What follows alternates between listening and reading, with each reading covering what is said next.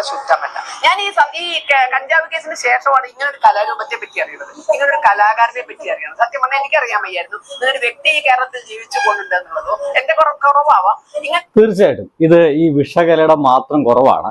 വേടനെ പോലുള്ള ആളുകളൊക്കെ നമ്മുടെ ഈ കേരളത്തിൽ ജീവിച്ചു പോകുന്നുണ്ട് എന്നുള്ള കാര്യം ഇവർക്കറിയില്ല. ഇവർക്ക് ആകെ അറിയുക ആ ഒരു വരേണ സംഗീതം പാടുന്ന ആളുകൾ മാത്രമായിരിക്കും കേട്ടോ. അത് നിങ്ങളെ പ്രശ്നമില്ല, നിങ്ങളടക്കമുള്ള ചില RSS ആളുകളുടെ ഒരു വലിയ പ്രശ്നമാണ്. നിങ്ങളെ മാത്രം പ്രശ്നമല്ലെന്നാ പറഞ്ഞ കേട്ടോ, നിങ്ങളടക്കമുള്ള ഒരുപാട് BJP-ക്കാർ വലിയ പ്രശ്നമാണ്. വേടനെ പോലെയുള്ള ദളിത് വംശത്തിൽപ്പെട്ട ആ ഒരു വിഭാഗത്തിൽപ്പെട്ട ആളുകളെ പലപ്പോഴും നിങ്ങളെപ്പോലുള്ള ആളുകൾ കാണാറില്ല, കണ്ടാൽ തന്നെ പരിഗണിക്കാറില്ല. എന്തിനേറെ സുരേഷ് ഗോപി ചേട്ടൻ ഒന്ന് കൈ കൊടുക്കാൻ പോലും മടിയുള്ള ആൾക്കാരാണ്. സംഗീത രൂപമുണ്ട് എന്നുള്ളത് എനിക്കറിയില്ല. സംഗീതം കല ആസ്വാദനത്തിലുള്ളതാണ്. ഇത് ടീച്ചറാണ് കേട്ടോ, ടീച്ചർ എന്ന പേര് കേട്ടോ.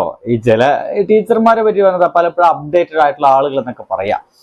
ശശികല ടീച്ചർ എന്നിരുന്ന അവരൊക്കെ പേരൊക്കെ അവരെ ഫേസ്ബുക്കിലൊക്കെ എഴുതി വെച്ചിട്ടുള്ളത്. അപ്പൊ സ്വാഭാവികമായിട്ടും ഏറ്റവും പുതിയ കാര്യങ്ങൾ, അപ്ഡേറ്റഡ് ആയിട്ടുള്ള കാര്യങ്ങളൊക്കെ അറിയണമെന്നൊന്നുമില്ല, എങ്കിലും അത് അറിയുക എന്നുള്ളത് സാമാന്യമായിട്ട് ടീച്ചറുടെ ഒരു കടമയാണല്ലോ. പക്ഷെ ഈ ആയമിക്ക് ഒന്നും അറിയില്ല. ഒരുമിപ്പിക്കാനുള്ളതാണ്, കല ഭിന്നിപ്പിക്കാനുള്ളതാണ്. ഇവിടെ ശ്രീനാരായണ ഗുരുദേവനാണെങ്കിലും ചട്ടമ്പി സോണിയാണെങ്കിലും അത് ചട്ടമ്പി സ്വാമി ആണെങ്കിലും തൈക്കാട് അയ്യാവാണെങ്കിലും മഹാത്മാ അയ്യങ്കാളി ആണെങ്കിലും പണ്ഡിറ്റ് ചെറുപ്പനാണെങ്കിലും എല്ലാവരെയും ഓർത്ത് പിടിച്ചുകൊണ്ടാണ്. എന്റെ പൊന്നു ശ്രീയെ, അവരൊന്നും പാട്ടുകാരല്ല, അവരൊക്കെ സാമൂഹ്യ പരിഷ്കർത്താക്കളാണ്. ആ സാമൂഹ്യ പരിഷ്കർത്താക്കൾ അവരെ ജോലി ചെയ്തിട്ടുണ്ട്. ഇതൊരു പാട്ടുകാരനാണെന്ന്. ഇയാളെ ജോലി ആളുകളെ ഒരുമിപ്പിക്കാൻ നടക്കുന്നല്ല, ഇയാളെ ജോലി പാട്ട് പാടുക എന്നുള്ളതാണ്. അയാൾക്ക് തോന്നിയത് പാടും, നിങ്ങളൊക്കെ വേണമെങ്കിൽ കേട്ടാൽ മതി. നവോത്ഥാനം നടപ്പിലാക്കിയത് ആരെയും ശത്രുപക്ഷത്ത് നിർത്തിയത്. ഇവിടെ ജാതിയുടെ ഒരു ഭേദചിന്ത വരുത്തുന്നു.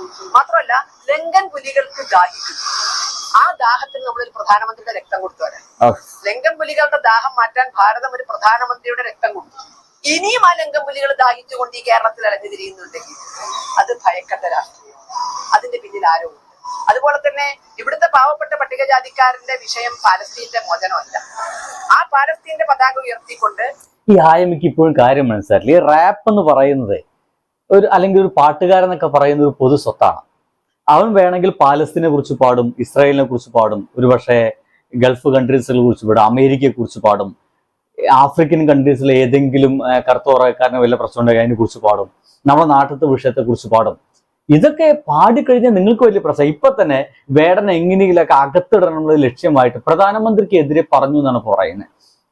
പ്രധാനമന്ത്രി എന്ന് പറയുന്നത് ഏതൊരു പ്രധാനമന്ത്രി ആയാലും, ഇന്ത്യൻ പ്രധാനമന്ത്രി ആണെങ്കിൽ വിമർശിക്കാനുള്ള അധികാരം ഇന്ത്യൻ ജനതയ്ക്കുണ്ടെന്നേ. അത് ഏത് പ്രധാനമന്ത്രി ആയാലും വിമർശിക്കാനുള്ള അധികാരം ഉണ്ട് എന്നുള്ളതാണ്. പക്ഷെ നമ്മുടെ ഇപ്പോഴത്തെ ഈ പ്രധാനമന്ത്രിയെ വിമർശിച്ചു കഴിഞ്ഞാൽ അത് രാജ്യവിമർശനമായിട്ടാണ് ഇവരെപ്പോലുള്ള ആളുകൾക്ക് എടുക്കുന്നത്. അവിടെയാണ് പ്രശ്നം കേട്ട. പാലസ്തീന് വേണ്ടി സംസാരിക്കുമ്പോൾ ഇവിടുത്തെ വിഷയങ്ങളൊന്നും കാണുന്നില്ല, മറിച്ച് പാലസ്തീന്റെ വിഷയം പറഞ്ഞ ഇന്റർനാഷണൽ വിഷയങ്ങൾ മുഴുവൻ ഇവിടെ ചർച്ച ചെയ്യാണ്. അപ്പോ അതിന്റെ പിന്നിൽ ആരോ ഉണ്ട്. അതിന്റെ പിന്നിൽ വേടം മാത്രമേ ഉള്ളത്. ആരാണ് എന്നുള്ളത് കൃത്യമായി കണ്ടെത്തണം. അദ്ദേഹത്തിന്റെ കലയൊക്കെ വളരെ നല്ലതാണ്, പക്ഷെ വരികൾ എന്തോ അത്ര എനിക്ക് തോന്നുന്നില്ല അത് രാജ്യത്തിന്റെ. ഇനി മുതല് താങ്കള് വീട്ടിൽ വന്നിട്ട് വരികൾ എഴുതിക്കോളാം. മിക്കവാറും വേടം അങ്ങനെ പറയും. ശശികല ടീച്ചറെ നേരം ഉണ്ടാവോ ഒരു പാട്ട് ചെയ്യാണ്ട് വരികൾ എഴുതി തരുമോ? രാജ്യത്തിന്റെ അഖണ്ഡതയ്ക്ക്, പ്രധാനമന്ത്രിക്ക് എതിരല്ലാത്ത, BJP-ക്ക് എതിരല്ലാത്ത, ഹിന്ദു മതത്തിനെതിരല്ലാത്ത, ജാതീയത ഇല്ലാത്ത 3-4-5 വരികൾ എഴുതി തരുമോ? സമയം ഉണ്ടാവുമാവോ എന്നൊക്കെ മിക്കവാറും വേടം പോയി ചോദിക്കേണ്ടി വരും. ഇവരൊക്കെ മുമ്പിൽ വെച്ചിട്ടാണുള്ള വരികളൊക്കെ എഴുതാൻ പാടുള്ളൂ. ആയ്മ പറയും ഇനിയിപ്പോ ഒരു പുതിയ പാട്ടൊക്കെ റിലീസ് ആവണമെങ്കിൽ ശശികലയുടെ വീട്ടിൽ പോയിട്ട് ആദ്യം കാണിച്ചു കൊടുക്കണം. ഇത് ഞങ്ങൾ റിലീസ് ആക്കിക്കോട്ടെ റാൻ എന്നൊക്കെ മൂളി നിൽക്കേണ്ടി വരും. ഒന്ന് പോ. അഖണ്ഡതയ്ക്ക് ഭൂഷണമാണ് ആ വരികൾ എന്ന് എനിക്ക് തോന്നുന്നില്ല. അദ്ദേഹം തിരുത്തുമായിരിക്കാം, കാരണം ഇത്രയും ആളുകളെ ആകർഷിക്കാൻ തിരുത്താൻ വേണ്ടിയിട്ട് നമ്മുടെ വേടം എന്ന് പറഞ്ഞ മനുഷ്യൻ ഇതുവരെയും ഒരു തെറ്റും ചെയ്തിട്ടില്ല. ആകെ തെറ്റ് ചെയ്ത് നമുക്ക് മനസ്സിലാവുന്നത് സിഗരറ്റ് അല്ല, സോറി കഞ്ചാവ് വലിച്ചു എന്നതാണ്. അത് തെറ്റാണ്. അവന്റെ ശരീരത്തെയും അത് കണ്ടിട്ട് മറ്റുള്ളവർ സ്വാധീനിക്കപ്പെടുന്ന സാധനമാണ്. അത് അവൻ തെറ്റാന്ന് അവൻ അംഗീകരിച്ചിട്ടുണ്ട്, ഇല്ലയോ? ഞാൻ ഈ ലോകത്ത് ഇത്ര കാലം ഞാൻ ചെയ്തൊരു തെറ്റ് ഇതാണ്, അത് ഞാൻ അംഗീകരിക്കുന്നു, അതിൽ നിന്ന് തിരിച്ചു വരാൻ ശ്രമിക്കുന്നു, നല്ല മനുഷ്യനാവാൻ ശ്രമിക്കുന്നു. അത് കണ്ട് നിങ്ങളാരും അതിൽ ഇൻഫ്ലുവൻസർ ആവരുതെന്ന് നമ്മുടെ കേരള ഗവൺമെന്റ് നടത്തിയ പരിപാടിയിൽ തന്നെയാണ് അദ്ദേഹം പറഞ്ഞത്. പക്ഷേ ഇവരുടെ പ്രശ്നം പറയാം, ഇവർക്ക് ഇത്ര ഇതിലൊക്കെ പെട്ടുപോയ ആരെങ്കിലും ഒരാളുണ്ടെങ്കിൽ അവൻ പിന്നെ കാലാകാലം പ്രശ്നക്കാരനാണ്. അതാണ് ഇവരൊക്കെ ഒരു വലിയ വിഷയം. ആ കഴിവുകൾ സമാജത്തെ ഒരുമിപ്പിക്കാൻ, സമാജത്തെ ചേർത്ത് മുന്നോട്ട് കൊണ്ടുപോകാൻ ഉപയോഗിക്കണം. അദ്ദേഹം പറഞ്ഞ പോലെ ഞാൻ ഈ കഞ്ചാവ് ഉപയോഗിക്കില്ല എന്നുള്ളത് ജീവിതം. ഈ സമാജം എന്താ മനസ്സിലായ? ഹിന്ദുമതത്തെ ഒരുമിപ്പിക്കാൻ വേണ്ടിയിട്ട് ഇനി വേടറങ്ങിത്തിരിക്കണം. നല്ലാവും കൊണ്ട് തെളിയിച്ചു കൊടുക്കട്ടെ. പക്ഷെ അതുവരെ അദ്ദേഹം സർക്കാർ അതിഥിയായി വരരുത്. സർക്കാർ ഫണ്ടിൽ ഇതുപോലുള്ള കലാരൂപങ്ങൾ അവതരിപ്പിക്കരുത്. അത് പറ എന്റെ പൊന്നു ടീച്ചർ, നിങ്ങളൊന്നും ആയിട്ടില്ല. നിങ്ങൾ വെറും ഒരു BJP കാരിയാണ്. വെറും ഒരു BJP കാരാണ്. 5 പൈസക്ക് നമ്മുടെ കേരളത്തിലെ ജനങ്ങള് നിങ്ങൾക്ക് ഒരു വില നൽകുന്നില്ല. ആകെ തന്നെ ഒരു അബദ്ധം പറ്റിപ്പോയി നമ്മുടെ സുരേഷ് ഗോപി ചേട്ടനെ ജയിപ്പിച്ചു എന്നുള്ളതാണ്. അത് തന്നെ തൃശ്ശൂർക്കാർ ഇപ്പൊ നല്ല വേദനിക്കുന്നുണ്ട്. ഞങ്ങൾക്ക് ഇങ്ങനത്തെ ഒരു അബദ്ധം പറ്റിയല്ലോ എന്നുള്ള കാര്യത്തിൽ വലിയ വേദന ഉണ്ട്. ഇനി ഇങ്ങനെ പറ്റൂല എന്നൊക്കെ അവർ ഉറപ്പിച്ച് പറയുന്നുണ്ട്. എന്തായാലും നിങ്ങൾ പറഞ്ഞ പോലെയാണ് ഗവൺമെന്റ് നിൽക്കണമെങ്കിൽ നിങ്ങളായിരിക്കും നമ്മുടെ ഈ നാട്ടിലത്തെ മുഖ്യമന്ത്രി. അതെന്തായാലും ആവാൻ പോകുന്നില്ല കേട്ടാ. പ്രസ്ഥാനങ്ങൾ ഈ സംഘപരിവാർ നേതാക്കൾ നടത്തുമ്പോൾ അതിനെ തെറ്റായ രീതിയിൽ ചിത്രീകരിക്കുന്ന ഒരു നെറേറ്റീവ് നിലവിൽ നമ്മുടെ സമൂഹത്തിലുണ്ടോ? തീർച്ചയായും. അതെന്താന്ന് പറഞ്ഞാൽ ആര് പറയുന്നു എന്ന് നോക്കിയിട്ടാണ്. ഇതിപ്പോ ഇത്തരം ഈ കഞ്ചാവ് അടിച്ച കലാരൂപങ്ങളെ പറ്റിയിട്ട് അല്ലെങ്കിൽ സമാജത്തിൽ മൊത്തം വരുന്ന മൂല്യച്യുതിയെ പറ്റി എല്ലാവരും പറയുന്നത്. പക്ഷെ ആര് പറയുന്നു എന്ന് നോക്കിയിട്ടാണ് പ്രതികരണങ്ങളൊക്കെ വരുന്നത്.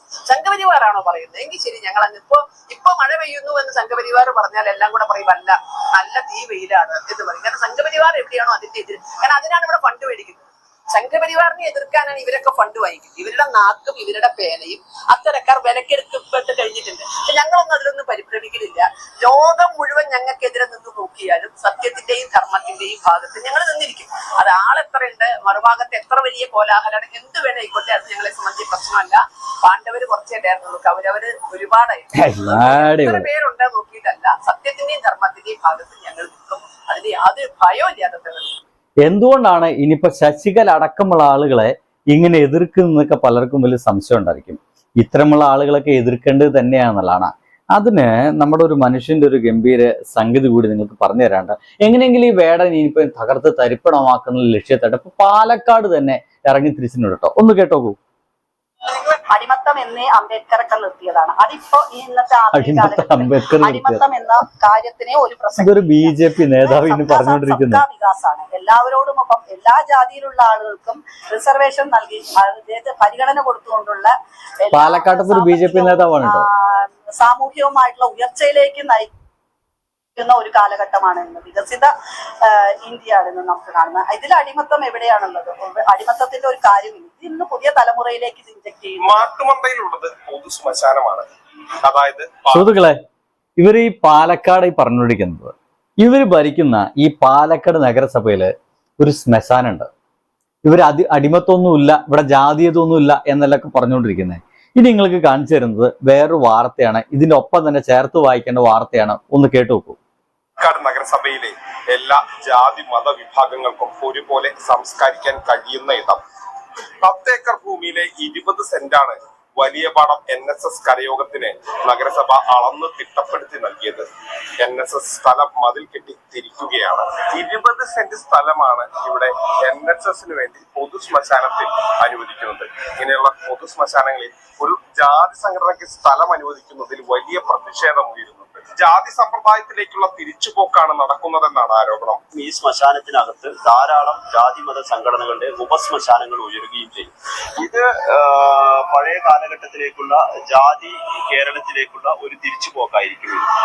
തീർച്ചയായിട്ടും ഇപ്പൊ നിങ്ങൾക്ക് മനസ്സിലായിട്ടായിരിക്കും ഈ പാലക്കാട്ടില് ജാതീയതൊന്നും ഇല്ല നമ്മുടെ നാട്ടില് എന്നൊക്കെ പറഞ്ഞുകൊണ്ടിരിക്കുന്ന ഈ BJP നേതാവിന്റെ നാട്ടിൽ തന്നെയാണ് നായന്മാർക്ക് സംസ്കരിക്കാൻ, അവരുടെ ആരെങ്കിലൊക്കെ മരിച്ചു പോയി കഴിഞ്ഞാൽ ആ ബോഡി കൊണ്ടുപോയി സംസ്കരിക്കാൻ 20 സെന്റ് പതിച്ചു കൊടുത്തിട്ടുള്ളത്. ഒരു പൊതു ശ്മശാനത്തില് എല്ലാവരും ഒരേപോലെ ജാതി നോക്കാതെ അങ്ങനെ മതം നോക്കാതാക്കാണ്ട് സംസ്കരിക്കുന്ന സ്ഥലത്താണ് കൃത്യമായിട്ടും ജാതി വെച്ചിട്ട് നായന്മാർക്ക് ഇന്നിടാം. ഇപ്പത് അവിടെ സമരം തുടങ്ങിയിരിക്കുന്നു. ചെറുമർക്ക് അപ്പോൾ ഈഴവര് ഞങ്ങൾക്ക് കൂടി ഇങ്ങനെ സ്ഥലം പതിച്ചു തരണം എന്ന് പറഞ്ഞിട്ട് പ്രശ്നം ഉണ്ടാക്കാൻ തുടങ്ങിയത്. എന്റെ പൊന്നു സുഹൃത്തുക്കളെ, ജാതീയത പച്ചയ്ക്കുണ്ട്, അതുണ്ട് എന്നുള്ളതാണ്. ബൈ.